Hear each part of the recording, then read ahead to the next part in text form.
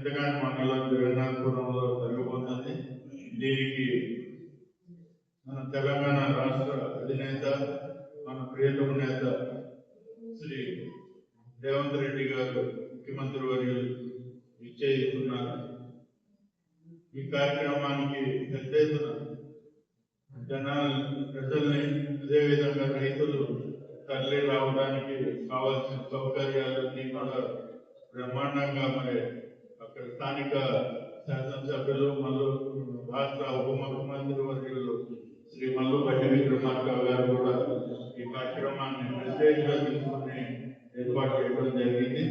మరి అదేవిధంగా జిల్లాలోని మంత్రులు ఖమ్మం తుమ్మల నాగేశ్వరరావు గారు, మరి అదేవిధంగా పాలేరు శ్రీ పొంగులేటి శ్రీనివాస్ రెడ్డి గారు, వీరందరూ కూడా మరి అదేవిధంగా జిల్లాలోని మిగతా శాసనసభ్యులు కూడా మరి పెద్ద ఎత్తున రైతులందరినీ అక్కడికి తరలించి ఈ సభ సక్సెస్ చేయడానికి అందరూ కూడా కృషి చేస్తున్నారు.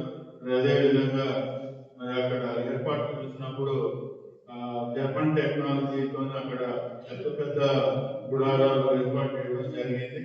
వచ్చిన వారికి ఎటువంటి అసౌకర్యం జరగకుండా అదేవిధంగా పెద్ద సభా స్థలం ఏర్పాటు చేయడం జరిగింది. పార్కింగ్ కానివ్వండి, మీటింగ్ కానీ ఒక పెద్ద ఆకారంలో, మరి అదేవిధంగా రైతులకి ఉపయోగపడే స్టాల్స్ ని మరి అత్యాధునిక పరికరాలతోనే వ్యవసాయం, మరి అదేవిధంగా అక్కడ జరుగుతున్న సాగు అని డిస్ప్లే చేయడానికి స్టాల్స్ కూడా ఏర్పాటు చేయడం జరిగింది.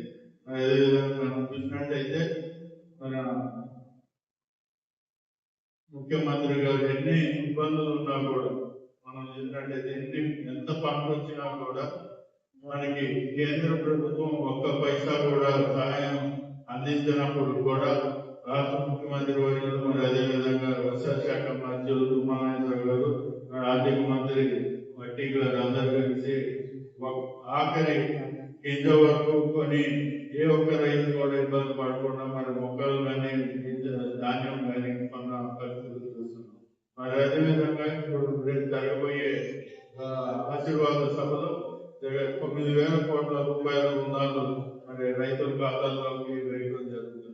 ఈ విధంగా రైతు పక్షపాతిగా ఈ ప్రభుత్వం ఉండబోతుందని సందర్భంగా తెలియజేసుకుంటూ, మీ ద్వారా ఖమ్మం జిల్లాలోని రైతులు, ప్రజలు, కాంగ్రెస్ కార్యకర్తలు అందరూ కూడా మరి అందరినీ తరలించడానికి మరి రావాలని